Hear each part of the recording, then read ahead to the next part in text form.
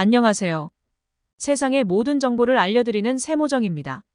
실리콘밸리의 고액 연봉 직장들과 스탠퍼드를 비롯한 명문 학교들이 포진된 미국의 펠로엘토는 미국에서 집값이 가장 높고 부유한 곳으로 유명합니다. 그래서인지 스탠퍼드 대학병원 노년내과에는 주로 미국 상위 1% 억만장자 시니어들이 왕래한다고 합니다. 이들의 가장 큰 특징은 올드머니 부자라는 것입니다. 이들은 삶을 풍족히 누리기 위해서는 건강이 기본이라는 사실을 잘 알고 있기에 건강관리의 비결도 자녀들에게 전수합니다. 대부분 노년기를 떠올리면 아파서 누워있는 모습을 생각하는데요. 노인들도 몸이 아프면 나이가 들어서 그런 거라며 당연하게 생각한다고 합니다. 하지만 미국 상위 1% 부자들은 달랐습니다. 그들은 심각한 질병 없이 편안하게 노후를 즐기며 보냈습니다. 그들의 건강 비결을 살펴보니 크게 7가지로 나뉘었습니다. 근육 사용법, 마음 사용법, 약 복용법, 두뇌 사용법, 건강검진 사용법, 병원 사용법, 삶의 마지막을 준비하는 방법을 제대로 알고 실천하는 것입니다. 그중 몇 가지를 함께 살펴보겠습니다. 본격적으로 영상 시청하시기 전에 좋아요, 구독 한 번씩 눌러주시기 바랍니다. 그럼 영상 본격적으로 시작하겠습니다.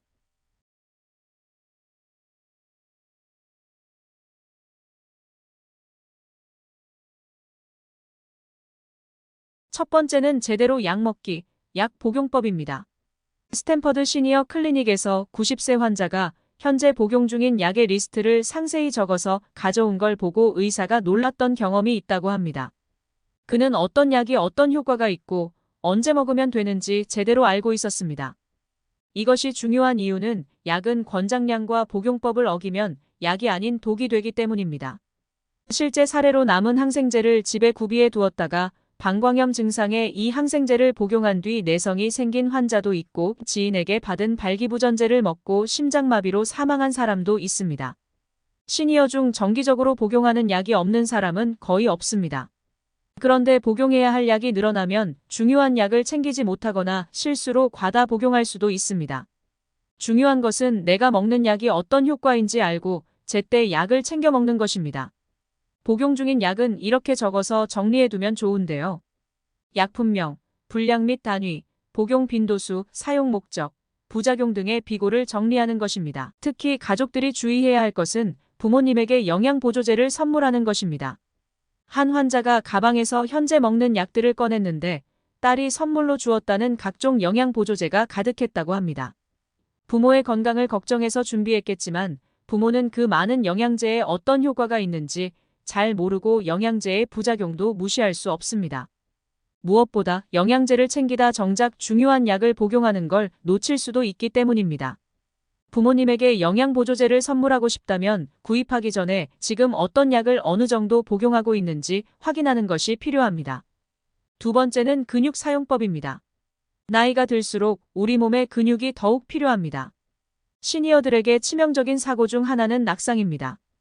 뼈가 약한 노인들은 가벼운 엉덩방아에도 골절이 생길 수 있고 이것이 사망으로 이어질 수도 있습니다.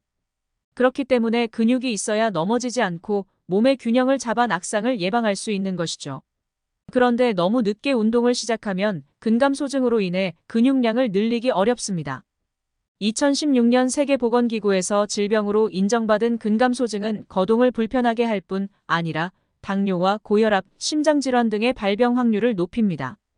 우리나라 어르신들은 근력 운동을 충분히 하고 있을까요? 어르신 대부분이 걷기 운동을 최고의 운동이라고 생각한다고 합니다. 하루에 무조건 1만 보 이상을 걷는다는 분도 많습니다. 이분들의 근육을 보면 종아리 근육만 단단합니다.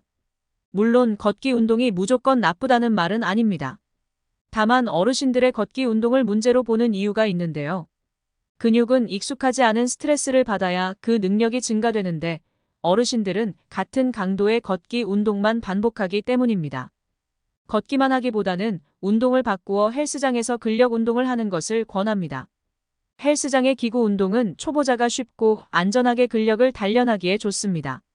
만약 운동기구 사용법을 이해하기 어렵다면 유튜브에서 기구의 명칭과 사용법을 찾을 수 있으니 운동 전 꼭 살펴보는 것이 좋겠습니다. 만약 헬스장에 갈 수 없다면 집에서 할 수 있는 근력 운동도 있습니다. 바로 스쿼트인데요. 스쿼트를 정말 제대로 하면 전신 운동이 됩니다. 단, 초보자라면 의자에서 하는 의자 스쿼트를 권합니다. 어깨 너비로 서고 두 발은 10시 10분을 향하게 위치시키고 의자에서 일어날 때는 대둔근에 힘을 주면 됩니다. 마지막은 어떻게 죽을 것인가? 삶의 마지막을 준비하는 방법입니다. 우리나라에서는 죽음에 대해 얘기할 기회가 많지 않습니다. 마지막 순간에 대한 결정을 환자 본인이 아닌 남은 가족이 하는 것을 당연하게 생각하기 때문입니다. 여러 연구 결과에 따르면 사전 의료 계획을 철저히 세우면 삶의 질과 만족도가 올라간다고 합니다. 원하는 곳에서 마지막 시간을 보낼 수 있으며 원치 않는 연명 치료와 불필요한 입원도 막을 수 있습니다. 미국 상위 1% 시니어들은 UCSF 의과대학의 나를 돌보는 준비 양식으로 미리 자신의 죽음을 준비한다고 합니다. 첫 번째로 생각해야 할 것은 내 삶에서 가장 중요한 것이 무엇인가? 입니다. 이 질문이 어렵다면 다음 중 어떤 것이 나에게 참된 기쁨을 주는지 떠올려 보시기 바랍니다.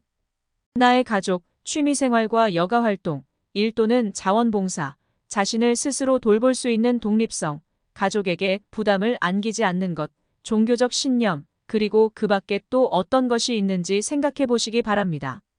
두 번째로 생각해야 할 것은 남은 삶에서 건강과 관련해 어떤 기준과 가치관을 가지고 있는가? 입니다.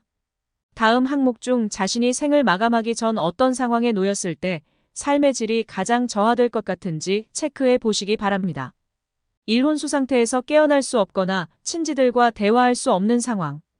이 기계에 의존하지 않으면 살 수 없는 상황. 삼중증 치매 같은 질병으로 자발적으로 생각할 수 없는 상황. 스스로 먹거나 씻을 수 없는 등 자신을 돌볼 수 없는 상황. 5. 독립생활이 어려워 요양원이나 양로원에 가야 하는 상황. 6. 지속적으로 심각한 통증과 고통이 있는 상황. 이 6가지 이외에 또 어떤 상황에 놓였을 때 삶의 질이 가장 저하될 것 같은지 생각해 보시기 바랍니다. 세 번째로 생각해야 할 것은 생의 마지막 순간 의료 결정을 해야 할 때 어떤 방식으로 하길 원하는지입니다. 이 3가지에 대해 가족들과 충분한 대화를 나누지 않으면 마지막 순간에 자녀들이 이성적으로 판단하기 어렵고 자신의 의지와 상관없이 연명 치료가 진행될 수 있습니다. 생의 마지막을 준비하는 시간은 역설적이게도 삶의 소중함을 상기시키며 하루하루를 아껴서 살 수 있는 삶의 원동력이 되어줄 것입니다. 스탠퍼드 시니어 클리닉의 무병장수 시크릿, 미국 상위 1% 부자들의 7가지 건강 습관에 관련한 오늘 영상이 도움이 되었다면 구독과 좋아요를 눌러주시기 바랍니다. 이상 세상의 모든 정보를 알려드리는 세모정이었습니다. 끝까지 시청해주셔서 감사합니다. 구독과 좋아요, 알림 설정은 사랑입니다. 헤헤.